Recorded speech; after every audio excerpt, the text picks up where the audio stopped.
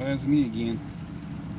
So here we are back in the second answer book by Sam Gipp. I just made a video concerning the New King James Version Bible, the differences in between the 1982 and the 1994, and they still use the 1982 copyright date instead of saying, hey, we also did it 1994 too, because it'll say in the bottom, you can't, the quotations must be exactly as the New King James Version Bible says. And like, okay, so what are these wounds in your hands, or what are these wounds between your shoulders? Which ones can you use? You got two of them, so you use both, right? So because it's only got it's only got one copyright date, 1982. It doesn't have two. That doesn't have the latest copyright edition, so it's a secret revision. That's pretty slick. But anyway, this one's going to be. I'm probably going to try to do it on the Holman Christian Standard Bible, the NASB, and also the NIV too. Matter of fact, I was at the sheriff's deputy's office after I got out of not having to serve on jury duty because they had a plea bargaining thing going on, so we didn't have to do jury duty. I got one of the old Bibles that I left there. I didn't know, I forgot that I left a whole bunch there, and one of these was it, the NIV, so I kind of picked it up, took it with me. This is the 1984 edition. But anyway, so question 75, it's going to be 7 pages. So I'm going to try to jump right in on this and try to get it read, get it done, to get out of the way, because question 76 is 20 or 30 pages. It's a big, long chapter. I might have to kind of divvy that up.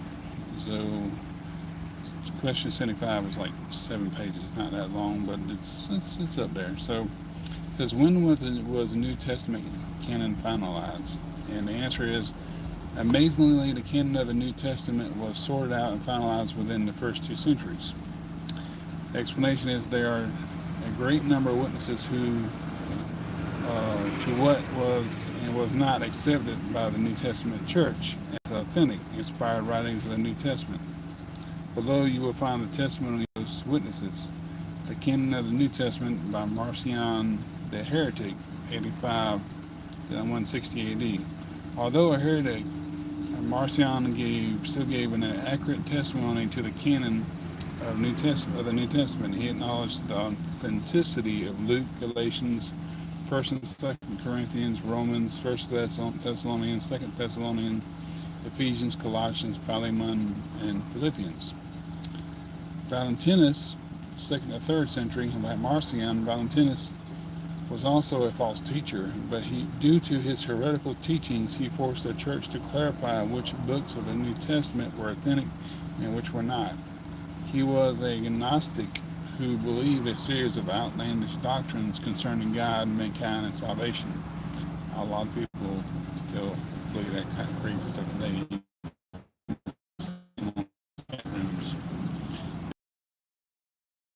New Independent Fundamental Baptist chat rooms, talk to the Baptist rooms. He'll be sitting there, next thing you know, these people flood in with all kind of crazy doctrines like this. His teachings held the most influence between 136 AD and 165 AD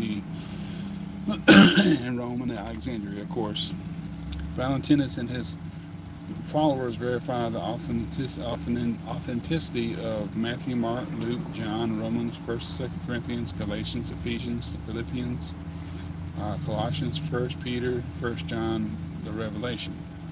Ignatius of Antioch, circa 35 to 50 to 108, 110 AD. Ignatius was the 3rd bishop of the church in Antioch. He was a contemporary with Polycarp, the bishop of Smyrna. In fact, it is claimed that both he and Polycarp were students of the Apostle John, although he never refers to any of the books of the New Testament by name. He pointedly quotes from the following: Matthew, Luke, Acts, Romans, 1 Corinthians, Ephesians, Colossians, 1 Thessalonians. Polycarp of Smyrna, 70 AD, 155 AD. Polycarp bridges the gap from the apostles to the church in history. As Ignatius, he was said to have been a disciple of the Apostle John, and it is claimed that it was John who ordained him bishop of the church at Smyrna. Of course, there's no record of all that stuff, but because that sounds really Catholic kind of, Only one work of Polycarp has survived, his letter to the Philippians, and it is this link to the apostolic age that sheds such amazing light on the canon of Scripture. In this work, Polycarp refers to 17 of 27 books that make up the New Testament. He makes reference to Matthew, Mark, Luke, Acts, 1 Corinthians, 2 Corinthians, Galatians, Ephesians, Philippians, 1st and 2nd Thessalonians, 1st and 2nd Timothy, Hebrews, 1st Peter, 1st John, 3rd John. Justin Martyr, 100 AD, 165 AD. Justin was a gentle philosopher who turned to Christ when he recognized philosophy's inability to answer the questions of life. His testimony concerning which books then circulating in the Christian world were authentic is helpful in picking the 4 authentic Gospels out of the sea of frauds. He also testifies to the authenticity of John's revelation. He makes positive references to Matthew, Mark, Luke, John, Romans, 1 Corinthians, Galatians, Ephesians, Philippians, Colossians, 2 Thessalonians, 1 Timothy, Titus, Hebrews, 1 John, and Revelation. Irenaeus of Lyons, 115 to 140 AD to 200 to 203 AD. Irenaeus was a 2nd century Christian leader and the bishop of the church in the part of Gaul that is now Lyons, France. It is speculated that when Polycarp went to Rome to argue in favor of a spiritual rather than pagan dating for Easter, that Irenaeus accompanied him. Concerning the canon, he was the first to testify to the authenticity of only the 4 Gospels we have in our Bible today, disqualifying any others. He also makes reference to other writings that are believed to be Hebrews, James, and 2 Peter without mentioning them by name. He quoted from every New Testament book except Philemon, 2 Peter, 3 John, and Jude. Thus he vouched for the authenticity of Matthew, Mark, Luke, John, Acts, Romans, 1st and 2nd Corinthians, Galatians, Ephesians, Philippians, Colossians, 1st and 2nd Thessalonians, 1st and 2nd Timothy, Titus, Hebrews, James, 1st and 2nd Peter, 1st and 2nd John, and Revelation. Quintus Septimus Florens Tertullianus, that's a long one, 155 to 160 to 220 AD. Tertullian was born into a pagan family in Carthage in northern Africa in present-day Tunisia. Having received an excellent education in Carthage, he journeyed to Rome in his late teens or early 20s, possibly to study law. While there, he was impressed by the courage of the Christian martyrs he saw and was eventually converted to Christ. Concerning the canon, Tertullian's published works give a solid testimony. While some question the authenticity of 2 Timothy and Titus, Tertullian defends them with each of Paul's epistles, even chides Marcion for rejecting Titus and Paul's 2 epistles to Timothy. In his writings, he quotes from every book of the New Testament with the exception of 2 Peter, James, 2 John, 3 John. Thus, Tertullian's testimony authenticates, I'll just say all of those except the one that he just named. So there's one all through them. Titus Flavius Clemens, 150 AD to 211 to 15 AD. It is believed that Clement of Alexandria was born in Athens of pagan parents and moved to Alexandria in adulthood. He was thoroughly studied in Greek mythology and Hellenistic philosophy. He never broke free of these influences, and they are interwoven through his writings. In spite of this, within his writings, he quotes all the books of the New Testament except Philemon, James, 2 Peter, 2 John, 3 John. Unfortunately, he also quoted both Old and New Testament apocryphal writings. So he quoted everything except the ones I just named. So they're going all through them. I'm not going to name all of them. Origin. Origin. Adamantius. Sound like something out of Marvel Comics, don't it? Origin Adamantius. 185 to 254 AD, Origen was born and raised in Alexandria, Egypt. Of course he was. He was a Platonic philosopher with some Aristotle and Stoicism mixed in. He never abandoned philosophy and superimposed it over his view of the Bible. Origen did not believe in the redemptive payment for sins that Jesus Christ made. He thought it was merely a martyr's sacrifice in order to make a statement for the general good. He thought that salvation was attained by following the example of the Logos. He didn't believe in a literal hell or in the physical resurrection of Christ. He did not believe in the triune Godhead. He looked at Scripture for an allegorical teaching rather than a literal one. But within his vast quantity of writings, he quoted 24 of the 27 New Testament books, 2 Peter, 2 John, and 3 John being excluded. So instead of naming all the books out, I just told you the ones he excluded. So, so he went through all of them, make this a little shorter. Athanasius. Athanasius? Okay. 296 to 373 AD. Was another of the early church fathers. He stood against the Arians in his defense of the Trinitarianism doctrine of the Godhead.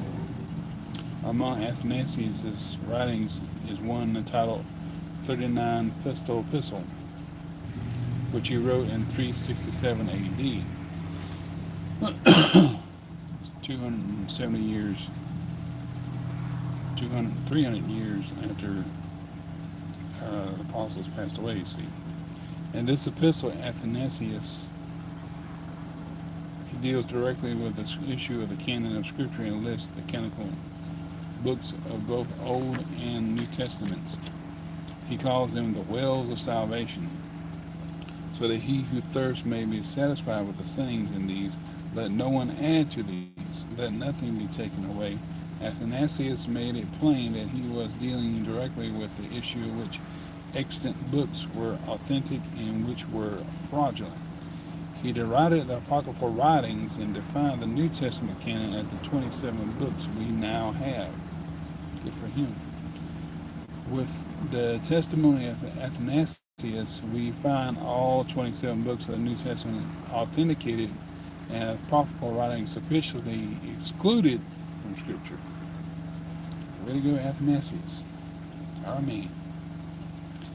The Muratorian canon, 20 AD, Levitico Antonio Muratori, 1672 to 1750, was an Italian historian and was a leading scholar of his day. Muratori's passion was the publication of ancient texts so they would not disappear into the mist of history. While perusing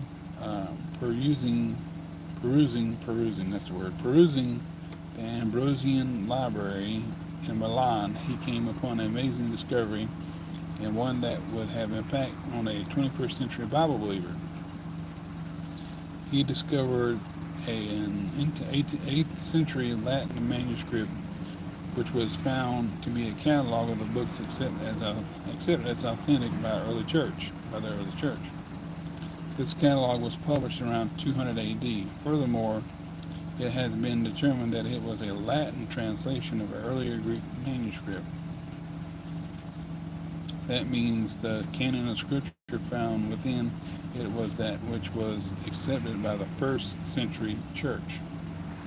Muratori published a manuscript in 1740, and it has since been referred to as the Muratorian canon. He says it published and an additional 4 fragments of the 11th and 12th centuries of the manuscript were later found in the Monte Cassino in 1897.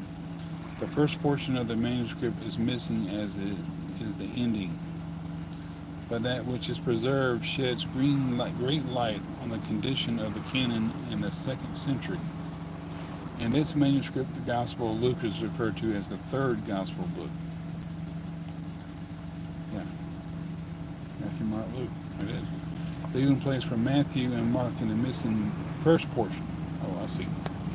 The Muratorian Canon refers to two epistles written by the Apostle John, but doesn't say which of the three they are. The Muratorian Canon authenticates the first and second Gospel, Luke, John, Acts, Romans, Matthew, Mark, the first two Gospels. Luke, John, Acts, Romans, 1st and 2nd Corinthians, Galatians, Ephesians, Philippians, Colossians, 1st and 2nd Thessalonians, 2nd Timothy, Titus, 1st and 2nd John, question mark, Jude, Revelation. Thus, the Muratorian Canon verifies the authenticity of 18 of our New Testament books. Although not specifying which of John's epistles it refers to, and gives a silent nod to the two Gospels appearing ahead of the third, Luke, which can only refer to Matthew and Mark, since no other Gospel made this claim. Any testimony concerning the remainder of the Catholic epistles, let me read that again. Any testimony concerning the remainder of the Catholic epistles had disappeared with the lost closing pages of the work. Okay, so that was question 75 for what, 16:35 minutes, 16 and a half minutes. That's not bad. So question 76. Let's see here, make sure. This is all of question 76 right here. Big long page. And then we got,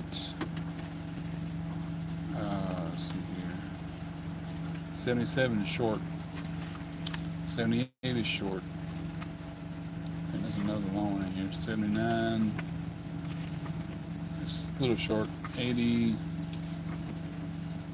I think 80 is long too, yeah, 80 is pretty long. Anyway, so there we go. So again, I'm going to put on here the thing with the New King James Version Bible, the problems with it. They didn't put in another publication date. Of course, saying, hey, in 1994, you got two different Bibles. Even if one thing's been changed, it's still different. So you got two King James, New King James Version Bibles that are different. One old, one new. One old New King James Version Bible and one new King James Version Bible. It doesn't matter how many things were not changed or changed, it's the fact that they were changed. So the palm, the Lord having nail prints in his hand as opposed to what he's doing between his arms, that's changed. And so they should have put on there, hey, 1994 edition. Something got changed, but no, they didn't. They still kept the 1982 publication date. So it's kind of deceptive. Whenever they say, you got to put all the right quotations in, so evidently you have to put the one between the arms and the one in the nail prints in his hands. So both of those. One destroys the prophecy of the scripture that the King James Bible talks about. The other one kind of goes along with it, and instead of thine, it's yours. So anyway, so there we go. So, but anyway, though, I hope y'all enjoyed this second answer book thing here. Question 70, what did I say it was? Question 75, sorry, I'll get to it. My brain ain't working. Hope you enjoyed question 75, and we'll see you later. Take care, God bless. I'm going to be doing a couple more things on the NIV and the NASB, the Holman Christian Standard Bible. I might try to see if I can find a Holman Christian Standard Bible and a Christian Standard Bible, because there are two different Bibles. One says the Holman Christian Study Bible, then it says the Holman Christian Standard Bible. I had one of those before. Now, I don't know what, I think I can give them away to get sold, and they all got sold. I wish I didn't do that. Anyway, no big deal. No big deal. It's all good.